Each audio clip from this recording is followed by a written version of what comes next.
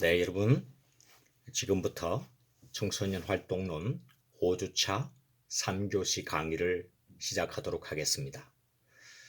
3교시 강의는 청소년 문화의 집에 관하여서 설명을 하도록 하겠습니다. 3교시 강의를 들어가기 전에 한 가지 오해를 풀고 넘어가야 될 것 같습니다. 저희들이 2교시에 유성구 청소년 수련관 사이버 탐방을 하였는데 몇 가지 장면에 특별히 유성구 청소년 수련관 관장님의 얼굴, 그리고 청소년 지도사의 얼굴, 홍보하는 청소년 지도사의 얼굴에 스노우 처리가 되어 있는 것을 보셨을 겁니다. 여러분, 이 스노우 처리는 제가 한 것이 아니고 그 기관에서 청소년들의 흥미를 유발하고자 청소년의 눈높이에 맞추고자 만든 영상임을, 시도한 기술임을 양해해 주시기 바랍니다. 다시 한번 제가 한 것이 아니니 오해하지 마시고 이해해 주시기 바랍니다. 그럼 청소년 문화의 집에 관한 설명을 시작하도록 하겠습니다. 청소년 문화의 집은 청소년 수련관과 대비하여서 이해하기도 빠르고 여러분이 나중에 진로를 측정하고 또한 설정하기에 유익한 공부 방식입니다. 청소년 문화의 집에 관한 설명을 읽어보도록 하겠습니다. 청소년 문화의 집, 간단한 청소년 수련 활동을 실시할 수 있는 시설 및 설비를 갖춘 정보, 문화, 예술 중심의 수련시설이다. 이렇게 나와 있습니다.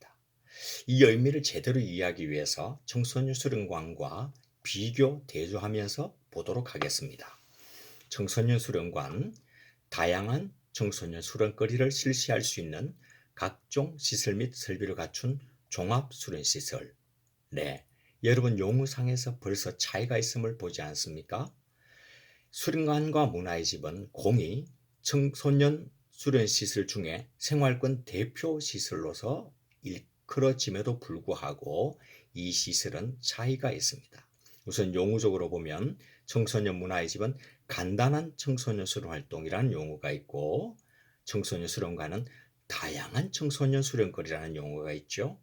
그리고 청소년 문화의 집은 정보, 문화, 예술 중심의 수련시설, 많은 한계가 있음을 스스로 용어로 정의하고 있습니다. 그런데 청소년 수련관은 종합수련시설이라는 매우 포괄적인 사이즈가 큰 내용을 전제로 하고 있습니다.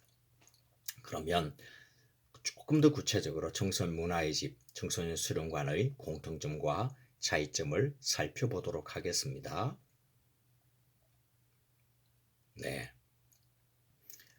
우선 공통점입니다. 청소년 수련관과 청소년 문화의 집 공통점. 이 세 가지를 기억하면 좋을 것 같아요. 생활권이다. 양자 모두 방과후 아카데미 프로그램이 운영되고 있다. 양자 모두 의무적으로 청소년 운영위원회를 설치하여야 한다. 이 세 가지를 잊지 말았으면 좋겠습니다. 여러분 생활권 기억나시죠? 어디에서 배웠나요? 네, 청소년 수련관과 청소년 수련원의 공통점과 차이점에서 저희들은 이 생활권이라는 용어를 들었고 설명을 들었습니다. 생활권, 무엇이 생활권인가요?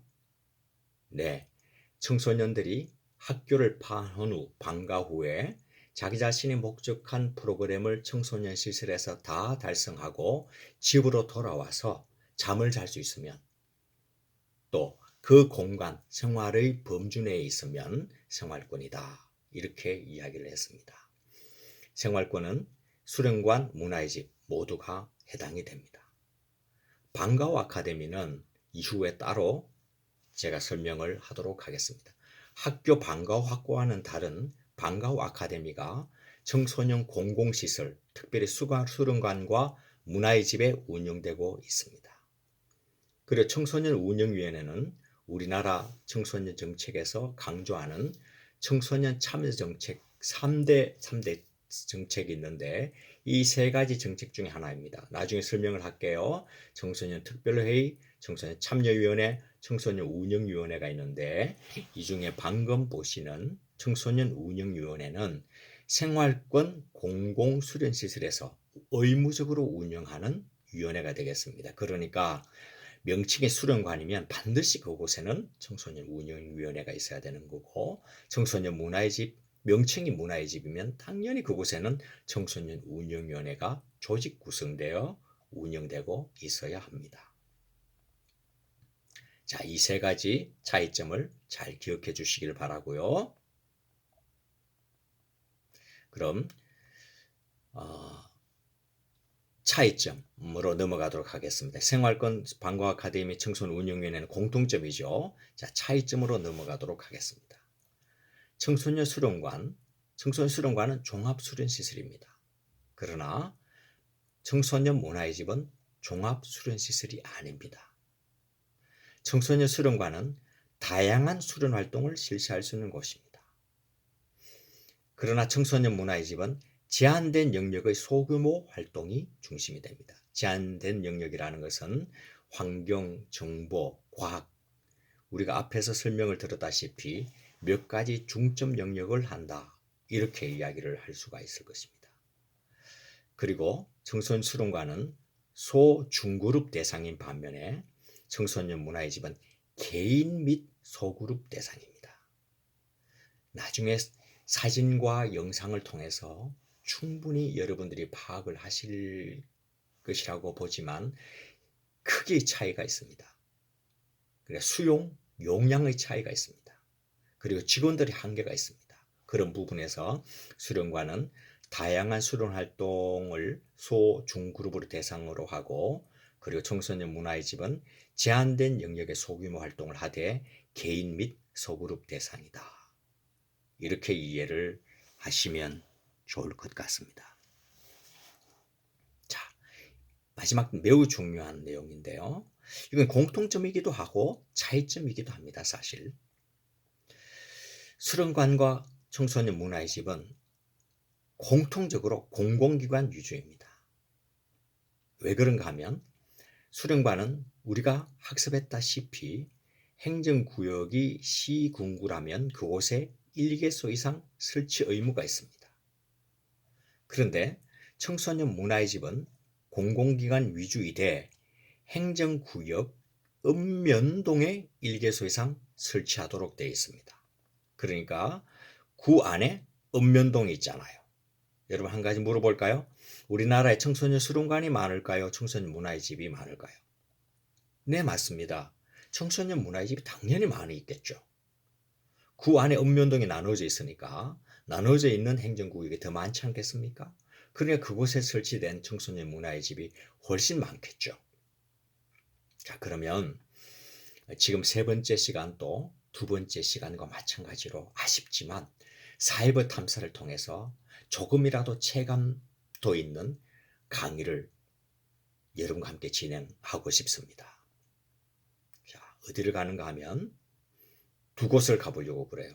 한 곳은 산계 청소년 문화의 집, 그리고 덕진동 청소년 문화의 집. 제가 아주 옅은 글씨로 노원구 상계 청소년 문화의 집이라고 했지 않습니까? 구 안에 상계동이 있습니다. 그러니까 상계 청소년 문화의 집은 상계동 청소년 문화의 집이죠. 동에 설치가 되어 있는 거죠. 전주시 덕진동에 청소년 문화의 집이 있습니다. 그러니까 시 안에 동이 있는 것이죠. 이 동에 청소년 문화의 집이 설치되어 있다라는 것을 강조하기 위해서 이렇게 표현을 했습니다. 여러분 이 건물을 보십시오. 매우 세련되었죠. 네, 요즘 청소년 문화의 집은 작지만 알차고 아름답게 청소년들이 매력을 느낄 정도의 높은 격을 가진 그런 건물을 짓습니다. 여러분 상계 청소년 문화의 집은 2018년도에 개관한 것으로 제가 아는데 아주 멋지게 지었었어요. 덕진동 청소년 문화의 집도 새롭게 지어 개관을 한 것 같네요. 자, 그러면 이 두 곳을 인터넷을 통해서 탐사를 해보도록 하겠습니다. 그럼 먼저 상계 청소년 문화의 집에 들어가 보도록 하겠습니다. 상계 청소년 문화의 집에서는 특별히 인력에 관해서 일하는 사람들에 대해서 관심을 가지고 볼까 합니다. 함께하는 사람들을 볼게요. 자, 이렇게 조직도가 나와 있습니다. 이제 관장님이 계시고 청소년 사업팀, 업무지원팀. 업무지원팀은 시설 관리 쪽이 되겠죠. 그래서 청소년 사업팀은 직접 청소년 활동 프로그램을 기획하고 운영하는 곳입니다. 자, 한번 쭉 면면을 볼까요? 공개된 것이니까 괜찮습니다. 네, 팀장님이 계시고 담당. 네, 언젠가 미래에 여러분의 자랑스러운 얼굴이 이 동그라미 안에 들어가겠죠. 약 10명, 10여 명의 인력이 청소년 문화의 집에서 일을 하고 있는데 이 정도 인원수는 청소년 문화의 집에서는 중대규모입니다. 일반적으로 청소년 문화의 집 인원은 5명 이하인데 상계 청소년 문화의 집은 인원수로, 직원 수로 기준해서 이야기하면 비교적 매우 큰 청소년 문화의 집이다 라고 이야기를 할 수가 있겠습니다. 이렇게 동해 청소년 문화의 집이 있고 그것도 정말 작지 않은 그런 규모와 인력을 가지고 운영되고 있다라는 것을 우선 확인을 하고요. 두 번째로는 덕진동 청소년 문화의 집을 볼 텐데요. 덕진동 청소년 문화의 집은 영상을 통해서 보도록 하겠습니다. 마침 덕진동 청소년 문화의 집에서 유튜브에 시설 소개를 멋지게 잘 편집해서 올려놓았더군요. 같이 보시도록 하겠습니다. 네, 한 번 더 눌러야 되네요. 자, 돌아가서 오케이.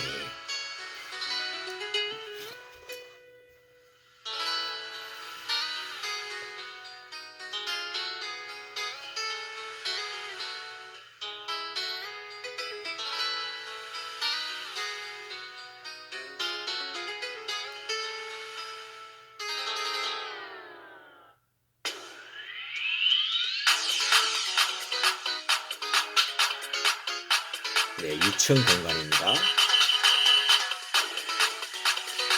방과후 아카데미 공간. 여기는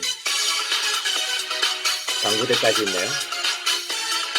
대단한데요? 네,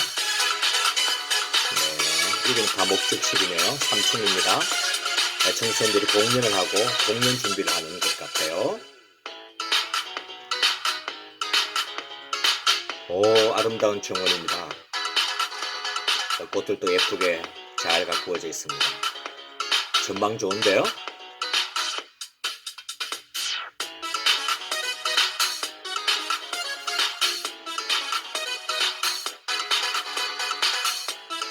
네, 덕진동 청소년 문화의 집의 활동 사진입니다.